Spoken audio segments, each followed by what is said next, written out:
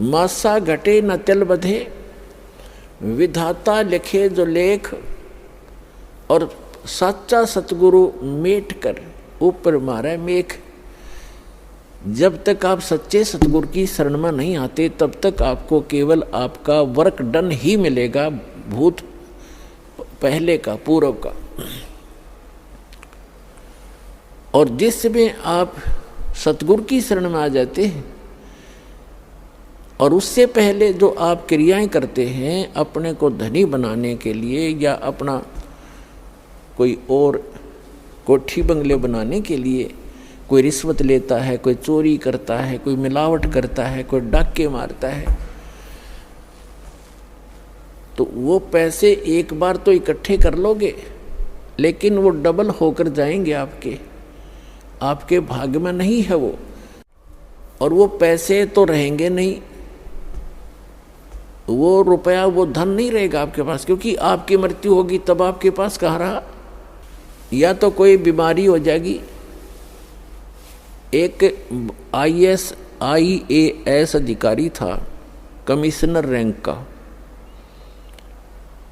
और उसने रिटायरमेंट होने से पहले अपनी लड़की का विवाह किया 6 महीने पहले। उसने ये सोच करके, वो एक MD पद पर विराजमान था किसी महकमे का, और उसने ये सोचकर किया था कि अब जितने भी मेरे अंतर्गत अधिकारी हैं सभी अच्छा दान देंगे, खूब धना होगा, ऐसे किया। और खुद भी अच्छा पैसा, अच्छी पार्टी सिलेक्ट करी उसने अपनी बेटी के लिए। उस समय 3.5 लाख रुपए उसने अपनी लड़की के विवाह पर लगाए सन 1981 में। उस समय के 3.5 लाख आज के 3.5 करोड़, ये समझ लो। और लड़की का विवाह कर दिया, वो स्वयं रिटायर हो गया। विवाह के 6 महीने के बाद, यानी वो रिटायर हुआ ही था, कुछ दिन के बाद उस लड़की का तलाक हो गया, छोड़ दिया। अब वो पागल हो गया, वो IAS अधिकारी रिटायर्ड। अब उसको पता था कि जब शाम समुच्ची लड़की के 3.5 लाख रुपये लाए, दोबारा ब्याह होगा तो 7 लाख लगेंगे। हार्ट अटैक होगा, मर गया भाई। लूट ले माल ने, वो लूटा था, वो जमाई ही दे दिया, वो लेकर हजम कर गया। और अब कर ले, क्या करोगे। तो परमात्मा कहते हैं, अब यहाँ दास उसी प्रसंग पर आता है। गीता अध्याय नंबर 7 के श्लोक नंबर 29 में कहा है कि जो व्यक्ति जरा और मरण से छूटने का जो प्रयत्न करते हैं, मोक्ष प्राप्ति का प्रयत्न करते हैं, वे उस तत्ब्रह्म से परिचित हैं और सभी अध्यात्म कर्मों से परिचित हैं। और पूरे अध्यात्म ज्ञान से वो परिचित व्यक्ति ही जरा और मरण से छूटने का प्रयत्न करते हैं।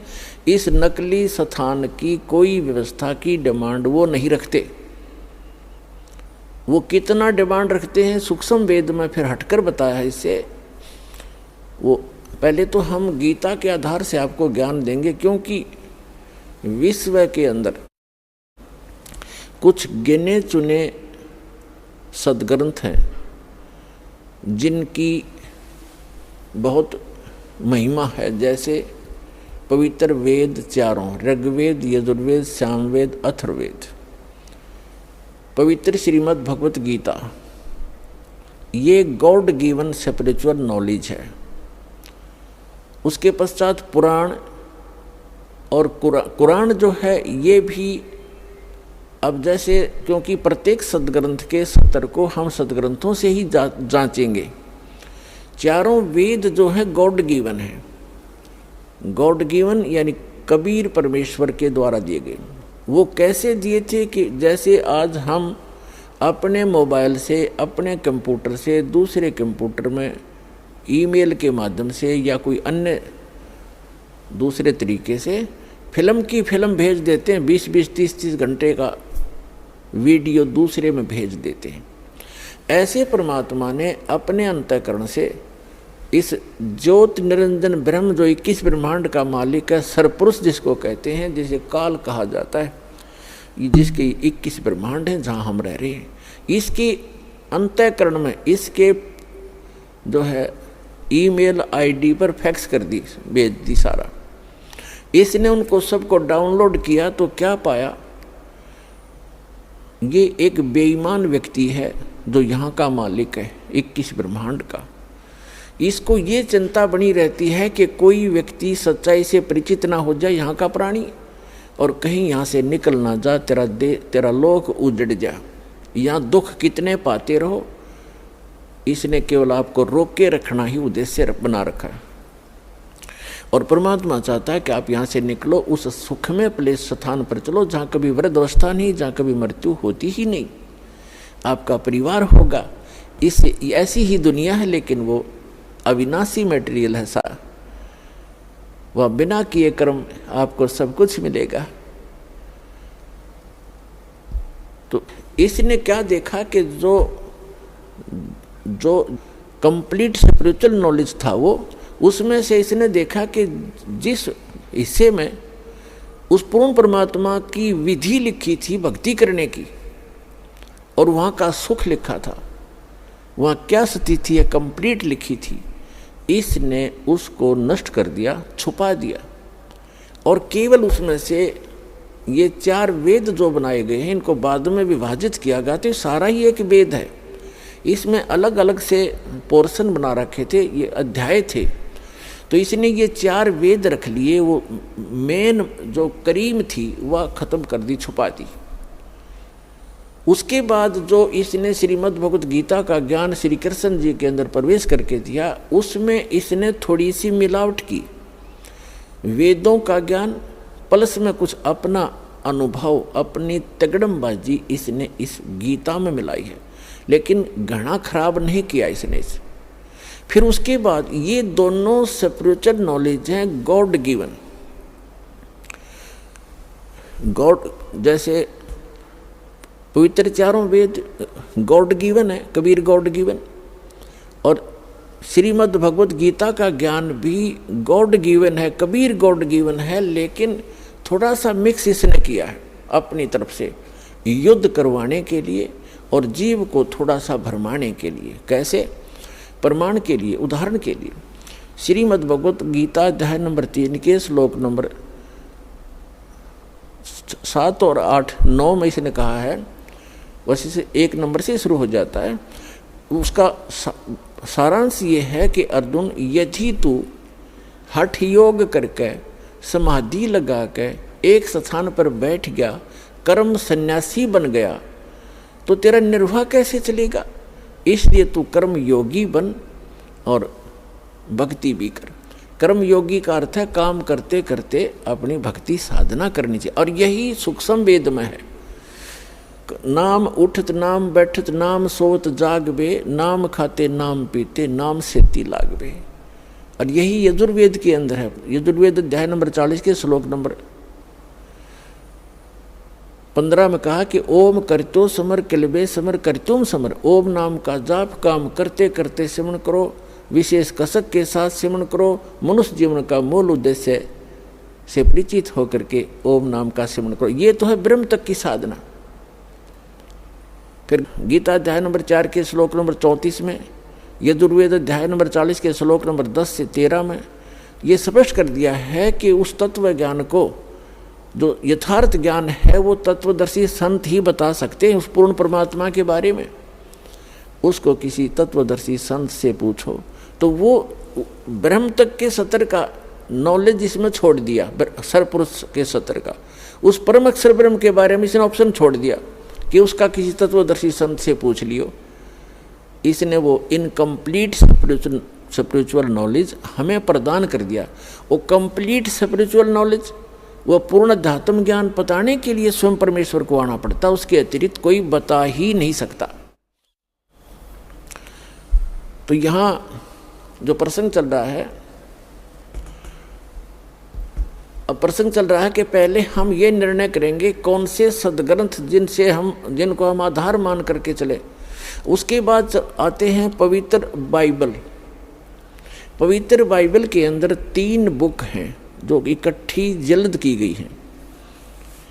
एक है तौरात, दूसरी होली बुक है जबूर और तीसरी है इंजील। ये तीनों की तीनों बुक का ज्ञान इस ब्रह्म का डायरेक्ट दिया हुआ है, सरपुरुष का। और चौथी उनकी बुक है जो इस्लाम धर्म माना जाता है, बाबा आदम से लेकर यहाँ तक, उनकी चौथी जो होली बुक वो मानते वो है कुरान। तो वो कुरान का ज्ञान भी सरपुरुष इस ज्योत स्वरूपी निरंजन का ही दिया हुआ है। लेकिन इसने जो वेद ज्ञान दिया, फिर गीता ज्ञान दिया, उसके अंदर इसने मंत्रों के जाप भी दिए हैं कि ये मंत्र भी जाप करने हैं। लेकिन आगे चलकर ये गॉड गिवन स्पिरिचुअल नॉलेज है, इसलिए इसने एज इट इज बता दिया। अन्य जो तौरात है, जंबूर, इंजील और कुरान है, उसके अंदर इसने किसी मंत्र जाप का प्रावधान नहीं किया है। जैसे पवित्र कुरान शरीफ के अंदर कहीं पर भी भक्ति विधि नहीं है, केवल जानकारी है। और अपनी साधना के विषय में जब हजरत मोहम्मद जी को जबरील देवता एक बुराक नामक जानवर पर बैठा के और ऊपर के जन्नत में लेकर गया जहाँ भगवान रहता है 7वें आसमान पर, पर्दे से पीछे से आवाज़ आई कि 50 नमाज करो। नमाज का अर्थ है परमात्मा की स्तुति। दिन में 50 बार उसको याद करो, उसकी महिमा करो। नमाज का अर्थ है कुछ देर के लिए परमात्मा को याद करना, एक स्तुति करना, उसको सिजदा करना। तो उसने अपने सत्र की विधि बताई है। या क्या बताया कि 50 नमाज करो। जब हजरत मोहम्मद जी 50 नमाज का आदेश पाकर वापस आ रहे थे तो मूसा जी ने कहा कि क्या आदेश हुआ आपकी संगत को, भगवान की तरफ से कौन सी साधना प्राप्त हुई? तो हजरत मोहम्मद जी ने बताया कि 50 नमाज का आदेश है। तो मूसा जी ने कहा, मूसा अलैहिस्सलाम ने कहा कि ज़्यादा हैं ये, कुछ कम करवाओ, प्रार्थना करो। तो कहने का भाव ये है कि लास्ट में 5 नमाज उसने बता दी कि केवल 5 नमाज करो और ये 50 का ही काम करेंगे। और फिर क्या बताया? रोजे रखो, व्रत और बंक, आवाज़ लगाओ ऊंचे शोर में अल्लाहू अकबर। ये जो बंक देते हैं जिसको अजान कहते हैं, तो ये 3 चीज़ दी थी ऊपर से इस कुरान शरीफ के ज्ञानदाता ने। वही गीता ज्ञानदाता है, वही वेद ज्ञानदाता है। ज्ञानदाता का अर्थ होता है एक तो अपने तरफ का ज्ञान बताना, एक गॉड परमात्मा से प्राप्त ज्ञान को आगे कहना, वो भी गॉड गिवन ही कहलाता है। वो देने वाला, वो बताने वाला वही है। और इसी प्रकार उसने क्या किया है, जैसे हजरत मोहम्मद जी के अंदर कोई शक्ति प्रवेश कर दी उस काल ने। हजरत मोहम्मद बोला करते थे, उनके साथ रहने वाले या तो उसको याद कर लेते थे उन आयतों को, या लिख लिया करते थे, जैसा भी उनका प्रावधान रहा है। तो उसने क्या बताया है, जैसे गीता अध्याय नंबर 4 के श्लोक नंबर 34 में कहा है कि जो तत्व ज्ञान परमात्मा स्वयं आकर बताते हैं वो तत्व ज्ञान है। वो परमात्मा के बारे में पूर्ण जानकारी है। उस अल्लाहू अकबर के, कंप्लीट गॉड के, समर्थ भगवान के, पूर्ण परमात्मा की जानकारी उस तत्व ज्ञान के अंदर है। और उसको किसी तत्वदर्शी संतों से पूछ लो तो कुरान शरीफ के अंदर सूरत फुरकानी 25 चैप्टर 25 और आयत नंबर यानी श्लोक नंबर 52 से लेकर 59 में कहा है कि हे हजरत मोहम्मद, कुरान शरीफ का ज्ञानदाता अपने रसूल हजरत मोहम्मद जी को कह रहा है कि आप केवल कबीर भगवान की उस कबीर अल्लाह की भक्ति करें। ये उसको बड़ा कहते हैं, कबीर का अर्थ बड़ा करते हैं, हम बड़ा ही मानकर चल लेंगे।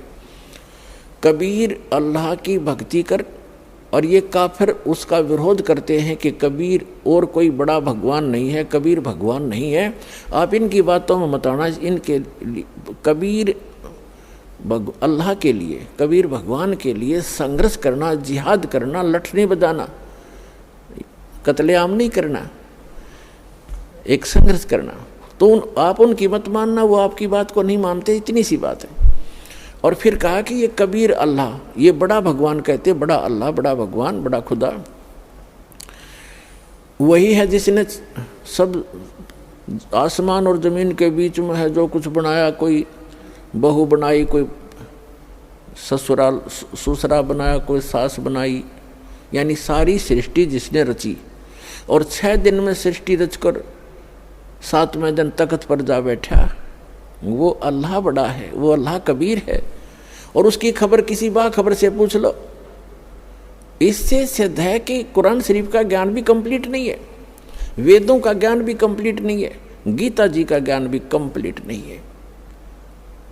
और ये तीनों, ये सभी ग्रंथ जो दास ने बताया, पवित्र बाइबल जिसमें 3 बुक हैं, वो इकट्ठी जल्द है, तौरात, जंबूर और इंजील, और कुरान शरीफ चौथी या अलग से है। ये इसी एक ही भगवान सरपुरुष ब्रह्म ने ही बोला है ये ज्ञान। तो इसने जो सबसे पहले वेद दिए, फिर गीता दी, उनमें मंत्रों का प्रावधान कर दिया था।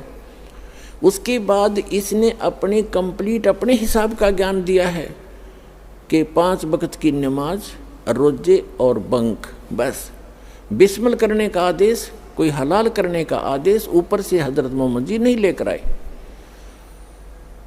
तो ये आगे प्रथाएं वैसे चल पड़ती हैं जो हानिकारक होती हैं। यदि मुसलमान भाई उसका भी पालन करते, केवल उसी 3 चीज़ों पर रुके रहते, तो बहुत से पापों से बचे रहते और ये जीव हिंसा का पाप इनके सिर ना मंडा जाता है। तो आगे चलकर इस कुरान शरीफ के ज्ञान दाता ने इनके कर्म बिगाड़ने के लिए यदि कोई आदेश दे दिया है मांस खाने का, किसी प्रकार के जानवरों का, वो किसी विशेष परिस्थितियों में दिया है, विशेष परिस्थितियों में कहा है उसने, क्योंकि उसने तो आपको यहाँ रोक के रखना है। लेकिन पूर्ण परमात्मा का आदेश किसी भी प्राणी को नहीं है। यदि सत साधना करते रहोगे आपको किसी चीज़ का अभाव नहीं रहेगा, यहाँ पर भी नहीं रहेगा। क्योंकि जैसे जिस प्रकार इस कुरान शरीफ के ज्ञानदाता ने, वही है कुरान शरीफ का ज्ञानदाता, वही तौरात, पवित्र होली बुक तौरात, होली बुक जबूर, होली बुक इंजिल और होली बुक कुरान और होली बुक वेद और होली बुक गीता, इन सभी का ज्ञानदाता यही है। लेकिन जो वेद हैं इसने god given spiritual knowledge as it is दे दिया, और जो श्रीमद् भगवत गीता का ज्ञान है उसमें इसने थोड़ा सा अपनी अटकलबाजी लड़ा दी। जैसे दास बताना चाहा था कि जैसे गीता अध्याय नंबर 3 के श्लोक नंबर 4, 5, 6 और 7 में इसने कहा कि अर्जुन, यदि तू एक स्थान पर बैठकर हठ योग करेगा, कर्म सन्यासी बन गया, कर्मों का संन्यास कर दिया, कर्म छोड़कर तू बैठा ही रहा, तो तेरा निर्वाह कैसे चलेगा? तेरा निर्वाह कैसे चलेगा? अर्थात काम भी कर और कर्म योगी बन। गीता अध्याय नंबर 8 के श्लोक 5 और 7 में इसने अपने सत्र की विधि बताई है कि अर्जुन तो युद्ध भी कर और मेरा सिमरण भी कर, यानी युद्ध से ज़्यादा कठिन काम तो हो ही नहीं सकता। और उसमें भी नाम का सिमरण बताया कि अवश्य कर, तो काम करते करते सिमरण कर। ये तो है वेद ज्ञान, ये बिल्कुल सही अध्यात्म ज्ञान है। फिर इसने 6ठे अध्याय के अंदर 12 से लेकर और 15 श्लोक तक इसने क्या बताया है कि एकांत स्थान पर बैठ जा, एक आसन लगा, उस पर कुसा बिछा, उस पर मृगछाला बिछा, ना ज़्यादा ऊंचा हो ना ज़्यादा नीचा हो, नाक के अग्रभाग पर ध्यान रचा, ऐसे सिमरण के ध्यान लगा। ये इसने सिमरण, ये जो हठ योग है, ये इसकी अपनी तरफ की अटकलबाजी है, ये वेद ज्ञान नहीं है। तो गीता जी में जहाँ इसने अपने सत्र का अड़ंगा अड़ाया है वो वेदों से निर्णय हो जाएगा। और फिर इसके बाद सबका जो पैमाना है, सबको जांचने का जो ज्ञान है वो सूक्ष्म वेद है, गॉड गिवन स्पिरिचुअल नॉलेज है, जो परमात्मा स्वयं आकर बताते हैं, जिसका श्रीमद् भगवत गीता अध्याय नंबर 4 के श्लोक नंबर 32 में स्पष्ट कहा है कि वो परमात्मा अपने मुख कमल से आकर सच्चिदानंद घन ब्रह्म की वाणी में यज्ञों की जानकारी, धार्मिक अनुष्ठानों की जानकारी विस्तार से कही गई है, और उसके अनुसार करने से सब पापों का नाश हो जाता है। और फिर गीता ज्ञानदाता ने दूसरे अध्याय के 37वें श्लोक पर 38वें श्लोक में दोगली बात कर रखी है। केवल इसने युद्ध कराना उद्देश्य बना रखा था। श्री कृष्ण के अंदर बोल रहा था ये काल, जैसे वहाँ हजरत मोहम्मद के अंदर शक्ति बोल रही थी, इसी प्रकार श्री कृष्ण के अंदर यही खुद आकर प्रवेश करके बोल रहा था। इसने क्या बताया है कि अर्जुन एक तरफ तो कहता है कि तू किसी प्रकार की इच्छा न रखते हुए और युद्ध कर ले, हार जीत की इच्छा छोड़ के और निष्काम भाव से तो युद्ध कर ले, तुझे पाप नहीं लगेंगे। और फिर तुरंत ही लालच दे रहा है कि यदि तू पराजित हो, यदि मारा गया युद्ध में तो स्वर्ग में जाएगा, और यदि तू विजयी हुआ युद्ध में तो पृथ्वी का राज भोगेगा, तेरे दोनों हाथों में लड्डू।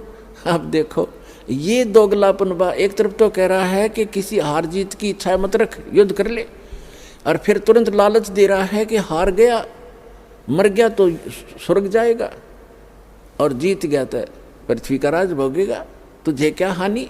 तो ये इस तरह की जो डुप्लीकेसी है, ये इसकी अपनी देन है, ये वेद ज्ञान नहीं है। तो गीता के अंदर इसने थोड़ा सा मिक्स किया है, घना नहीं बिगाड़ा इसने।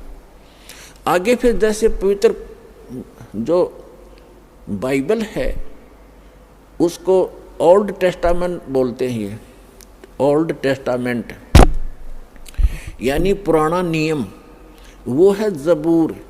उस जबूर के प्रथम अध्याय में क्रिएशन है, जेनेसिस है, सृष्टि की उत्पत्ति के बारे में लिखा है कि परमात्मा ने 6 दिन में सृष्टि रची, छठे दिन उसने मानव मनुष्य बनाए, प्राणी सब जीव जंतुओं की सृष्टि की, फिर मनुष्य बनाए, और उनको मनुष्यों को अपने जैसा बनाया भगवान ने, नर और नारी करके उनकी उत्पत्ति की। तो मनुष्य भी एक तो ये कंसेप्ट क्लियर हो रहा है इस पवित्र जबूर से, यानी बाइबल के ओल्ड टेस्टामेंट से, यानी पुराने नियम से, जिसको जबूर होली बुक तोरात है, जबूर नहीं, तोरात के प्रथम अध्याय में, होली बुक तोरात के प्रथम अध्याय में जेनेसिस लिखा उसमें, यानी उत्पत्ति, सृष्टि की उत्पत्ति के बारे में। उसमें लिखा कि 6 दिन में सृष्टि रची भगवान ने, कैसे कैसे की। पहला दिन हुआ, फिर दूसरे दिन ये रचा, तीसरे दिन ये, चौथे दिन ये, 5वें दिन ये, छठे दिन में सभी प्राणियों की, आकाश के पक्षी, घरेलू पक्षी, पृथ्वी पर रेंगने वाले पक्षी, पशु पक्षी, जलचर, सभी की रचना की। फिर कहा कि हम मनुष्य को बनाएंगे। परमात्मा ने अपने जैसा, अपने स्वरूप के अनुसार मनुष्य को बनाया। इसे सिद्ध हो गया कि भगवान भी मनुष्य जैसा है, हमारे ही उनिहार है, हमारा सृजनहार। तो उसके बाद भगवान ने, जिसने सृष्टि रची है, क्रिएटर ने क्या बताया है कि मनुष्यों के लिए छोटे छोटे पौधे और बीज वाले पौधे और फल फ्रूट, इसके अतिरिक्त आप कुछ नहीं खाओगे। और ऐसे ही सभी अन्य प्राणियों के लिए बताया कि घास फूस और छोटे पौधे ये तुम्हारा आहार होगा। तो ये है उसके बाद वो तो 6 दिन में सृष्टि रच के क्रिएटर, सारी सृष्टि का मालिक अल्लाहू अकबर, वो तो तख्त पर जा विराजा, सिंहासन पर बैठ गया जहाँ वो रहता है, ऊपर के लोक में। और ये ज्ञान बताया है इसी ने, जो गीता ज्ञान दाता है, वेद ज्ञान दाता है, कुरान ज्ञान दाता, उसी ने वो ज्ञान बताया है कि उस परमात्मा ने ऐसा किया। तो वो आदेश है उस कंप्लीट गॉड का, पूर्ण परमात्मा का, अल्लाहू अकबर का, कि कोई किसी ने मांस नहीं खाना, फल फ्रूट भरपूर, काजू किस्मत, सेब संतरे। अब जैसे गरीबदास जी कहते हैं कि बासमती चावल पकावे और घरत खांड टुक डार और गरीब दास करो बंदगी, ये कूड़े काम निवार। मांस क्यों खाते हो? मांस ऐसा कबाड़ खाते हो, उसके स्थान पर बासमती चावल पकाओ, देसी घी और बूरा डाल के खाओ, काजू किस्मत सेब संतरे खा लो, ऐसा डंगा खाने लगे। तो कहने का भाव ये है कि जो उस अल्लाह अकबर का आदेश नहीं है मांस आदि खाने का। यदि कुरान शरीफ में या पवित्र कुरान शरीफ में या किसी पवित्र पुराण में या किसी पवित्र तौरात, जबूर या इंजिल में, यानी पवित्र बाइबल में, इन तीनों पुस्तकों का संग्रह ही पवित्र बाइबल है।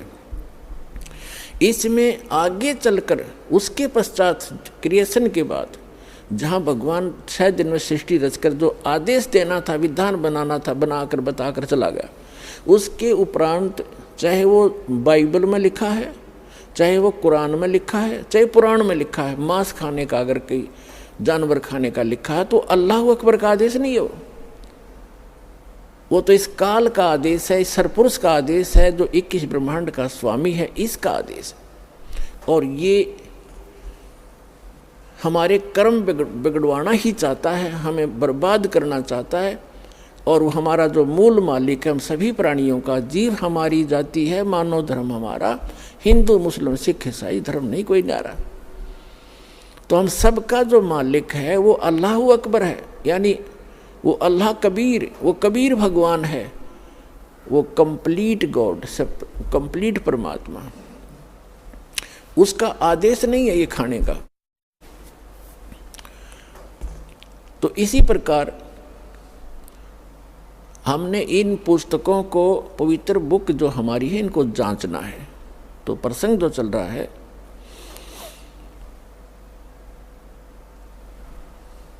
कि उस पूर्ण परमात्मा के आदेश का उल्लंघन करने मात्र से यदि आगे हमने इस काल भगवान की, यानी सरपुरुष की, गीता ज्ञान दाता, कुरान शरीफ के ज्ञान दाता, बाइबल के ज्ञान दाता के आदेश का पालन करके यदि हमने आगे मांस खा लिया, या उसने कहीं किसी पुराण में, कुरान, बाइबल में मांस आहार का लिखा है, तो कंप्लीट गॉड का आदेश नहीं है, वो समर्थ का आदेश नहीं है। वो तो तौरात के अंदर, बाइबल के अंदर, वो ओल्ड टेस्टामेंट में यानी पुराने नियम में क्लियर हो चुका है कि जिस परमात्मा ने 6 दिन में सृष्टि रची, 7वें दिन तख्त पर जा बैठा, वो अल्लाह अकबर है, वो अल्लाह बड़ा है। और उसने कहा है कि मनुष्यों के लिए केवल छोटे बीज वाले पौधे और फलदार वृक्ष से, नथिंग एल्स, जैसे गेहूँ, चने, बाजरे, ज्वार, मक्का, ये खाओ, काजू किस्मत सेब संतरे, चावल, ये दाल खाओ अपनी। उसके आगे किसी आदेश है तो इस काल भगवान का, सरपुरुष का है, जो 21 ब्रह्मांड का स्वामी है, जो हमें भ्रमित करके रखता है, हमारे कर्म बिगड़वाना ही उद्देश्य रखता है। इसके आदेश का पालन करने से हम उस पूर्ण परमात्मा के विधान को तोड़कर अपराधी बन जाते हैं और फिर हम दंडित होते हैं।